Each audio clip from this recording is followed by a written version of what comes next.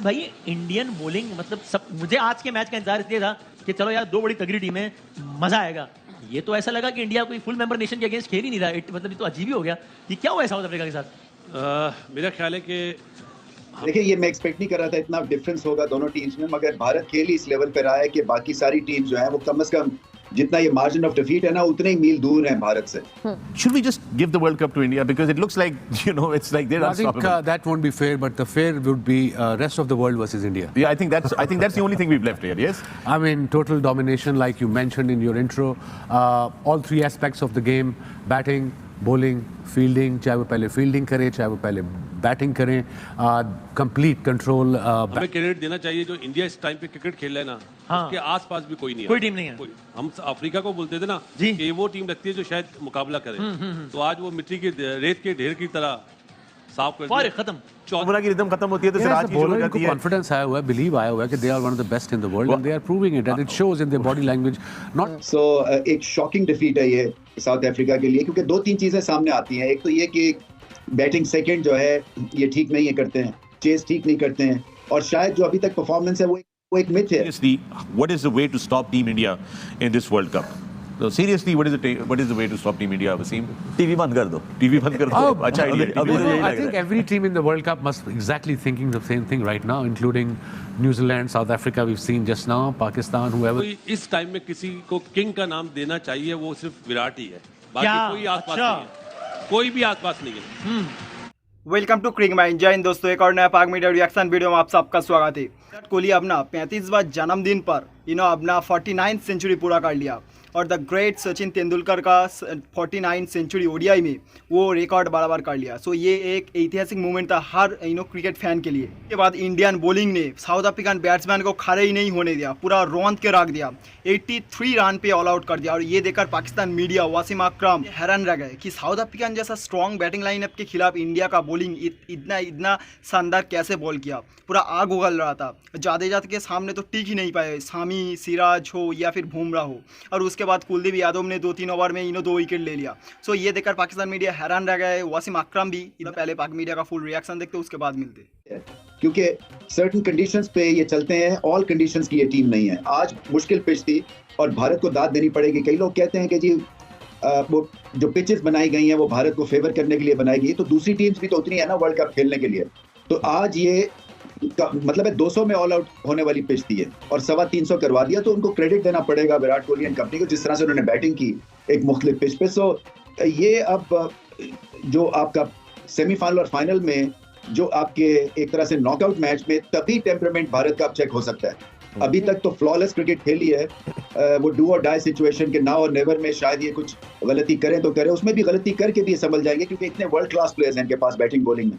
सो और विराट कोहली के ऊपर तो सारी नजरें जमी थी कि क्रिकेट में माइलस्टोन जो है ना वो एशियन ब्लॉक फैंस के लिए बड़े इंपॉर्टेंट है। मैं अभी बात एक हमारी हो रही थी कमेंट्री बॉक्स में, एक ऑस्ट्रेलियन कमेंटेटर मुझे कह रहा था, एक्स कैप्टन भी है वो, कि जो सबसे अच्छा टाइम है ना एशियन टीम्स को या उनके प्लेयर्स को बॉलिंग करने का वो तब है जब ये माइलस्टोन्स के करीब पहुंचते हैं, चाहे 50 कर रहे हो या 100 कर रहे हो, क्योंकि वहां पे ये वक्त लेते हैं। सो ये गेम है, ये टीम स्पोर्ट तो है ही है, मगर ये इंडिविजुअल स्पोर्ट भी है टू अ सर्टेन एक्सटेंट, क्योंकि आप स्कोर करते हैं तो टीम ऊपर जाती है, आप विकेट लेते हैं तो टीम आउट करती है। सो थोड़ा बहुत तो उसमें आपको पूरा ओवरऑल कॉम्प्रोमाइज नहीं कर सकते हैं जो टीम का जो नस्बुल ऐन है या टीम का जो टारगेट है। मगर फिर भी आई थिंक विराट कोहली जैसे लोग जब ये 4900 करते हैं और 175 कम इनिंग्स खेले हैं सचिन से, तो ये क्रिकेट की हेडलाइंस है ना ये बड़ी सही लगती हैं, और सब कॉन्टिनेंट में ये बड़ी देर तक ये इसकी बात होती रहेगी। T20 में 50 की एवरेज है, ओडीआई में 50 की एवरेज है, टेस्ट क्रिकेट में ऑलमोस्ट 50 की एवरेज है। सो उस लिहाज से बहुत बड़े प्लेयर हैं। अच्छा, इस तरह की जो और फिर इसीलिए वर्ल्ड क्लास की टीम है भारत, किसी वजह से यहाँ पे पहुंची हुई है ना।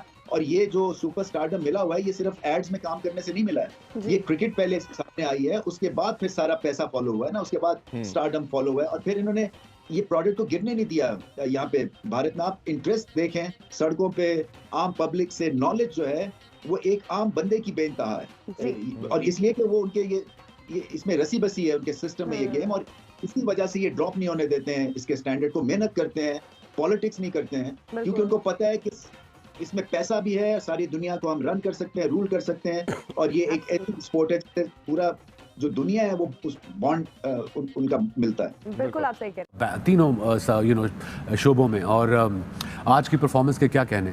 और विराट कोहली को बहुत बहुत मुबारक है, उसने साबित किया है कि वो दुनिया की, आजकल की दुनिया जो मॉडर्न डे हम ग्रेट कहते हैं, he is on top of the ladder, top of the ladder that guy is. I mean आज की जो विकेट थी वो इतनी आसान नहीं थी, टी20 टॉस जीत के भी इनका पहला, एक तो कप्तान जो शुरू हुआ है ना, सारा प्रेशर तो वहाँ से ऑफ हुआ। Amazing. आई मीन वो लग रहा था कि is something out of ordinary. I know, man. You know that guy is just something unbelievable. 40-24 गेंदों पे 6 चौके, 2 छक्के। I mean, what do we do with this Indian bowling? आज बेशक वो बुमराह के पास विकेट नहीं थी। नहीं, बट बुमराह वो उसने नचाया हुआ था यार, मैन इन फॉर्म, गुड निक, उसने व्हाट्स हिज नेम, डिकॉक, उसने जो पहला ओवर किया कभी उसके बल्ले के यहाँ लगाया, कभी उसको ओपन किया उसने। Amount of Quinton de Kock faced Bumrah in the nets, क्योंकि दोनों की जो बैकग्राउंड है वो मुंबई इंडियंस की है। स्टिल उसकी क्वालिटी कितनी अच्छी है कि इतना खेलने के बाद भी he was creating lots of trouble to I guess they both know each other too well. Bumrah knows what his weak points are and he knows what both ways. सबसे जो इम्पोर्टेंट चीज़ है कि as a fast bowler Wasim भाई को पता है कि आप पहले 1-2 बॉल आपको सेटल डाउन होने में लगता है कि पता नहीं कितना स्विंग होगा। I know, पहले बॉल से मुश्किल है। कमाल ये है कि वो टांग के बाहर से आउट स्विंग कर रहा है और उसको एग्जैक्टली पता है कि फिनिश कहाँ पे हो रहा है गेंद। ये This is ऐसा कंट्रोल बहुत कम देखने को मिलता है। And I believe that when I was gone in my absence there was also conversation about कि पता नहीं इंडिया की टीम को बॉल कोई और दी जा रही है तो बॉल उनका ज्यादा स्विंग हो रहा है। मोइन, ऐसी कॉन्वर्सेशन कैसे हो सकती है? I think कि जिस तरह टॉस भी जो है ना, सिक्के भी ठीक नहीं है, बॉल भी उनको जो है कोई गलत दे रहे हैं। I've done my piece on it. I know. DRS भी वो मर्जी। जितनी ज़्यादा सेम गेंद की लगेगी पिच के ऊपर उतना ज़्यादा चांस होता है गेंद का मूव होने का भी। हमने सिराज को भी देखा और शामी ने जिस तरह इवेंचुअली आके बॉलिंग की, just trying to hit the deck, वो करते हैं वो खुद ब खुद ऑटोमेटिकली। अगर आपकी लाइन लेंथ अच्छी है बॉल वर्क करता है। और ये शुरू में भी जिस तरह बुमराह ने आके गेंद किया, प्रेशर तो क्रिएट उन्होंने ही किया वहीं से। Not over aggression but control aggression as a fast bowler. I mean Shami को प्रॉब्लम नहीं है, 3 नंबर पे आता है, कोई नया गेंद भी नहीं है, सेमी न्यू बॉल मिल रहा, आके ठक ऐसे ठक बार, ठक ऐसे ठक बार, वही बैक ऑफ अ लेंथ, वही आके सीम मारता है। सटल सी उसकी सीम में चेंजेस होती हैं, सटल सी। सो जो सीम और स्विंग की आप बात करते हैं, ये डिफरेंस है। शामी का, सिराज और बुमराह स्विंग कर रहे थे, शामी स्टिल सीम कर रहा था। एक और अच्छी वर्ल्ड कप से नहीं हुआ, ये प्लानिंग 1.5 से हो रही है इनकी। मेन प्लेयर जो छोटी टीमें आती हैं, या अभी ऑस्ट्रेलिया की जो सीरीज़ हुई थी एशिया कप के फ़ौरन बाद, उसमें मेन प्लेयर नहीं थे खेले। सूर्या कुमार जिनको उन्होंने रखना था स्क्वाड में, उनको खिलाया है। ऐसे ही तो ये प्लानिंग से होता है, अन्य वाह कुछ नहीं होता। सबसे पहले तो मेंटली आपने बैटल जो है ना, मेंटली आपने उससे निकलना है।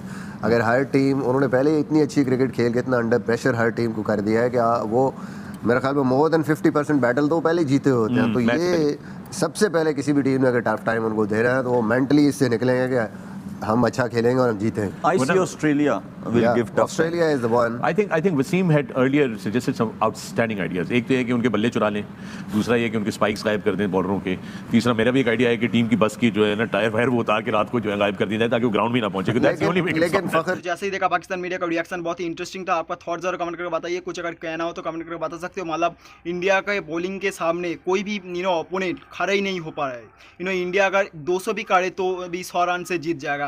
इस तरह से बॉलिंग कर रहा है, पूरा आग उगल रहा है, तहस नहस कर दे रहा है पूरा। से कहते हैं नंबर 1 बॉलिंग यूनिट, इसे कहते हैं नंबर 1 वाला बॉलिंग।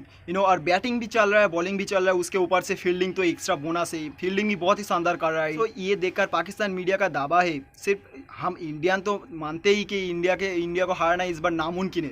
पाकिस्तान मीडिया भी मानते हैं। जो पाकिस्तान मीडिया हमेशा इंडियन क्रिकेट को तनकीद करता रहता है, क्रिटिसाइज करता है, वो भी मान रहा है कि इंडिया को हारना नामुमकिन है। अगर इंडिया हारेगा तो ये बड़ा अपसेट होगा। वो अपसेट होता हुआ नहीं दिख रहा है, बिकॉज इंडिया को हारना नामुमकिन हो चुका है।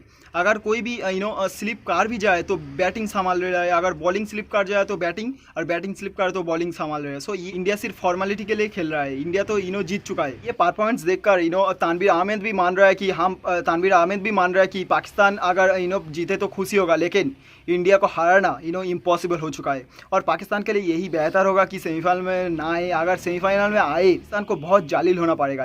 ये तो साउथ अफ्रीका जैसा स्ट्रॉन्ग बैटिंग लाइनअप 83 पे ऑल आउट हुआ, पाकिस्तान आए तो 30 पे ऑल आउट हो जाएगा। साउथ अफ्रीका एक ऐसा टीम था जो हम सब मान रहे थे कि टक्कर दे सकते हैं इंडिया को, लेकिन वो साउथ अफ्रीका को ध्वस्त कर दिया, तहस नहस कर दिया।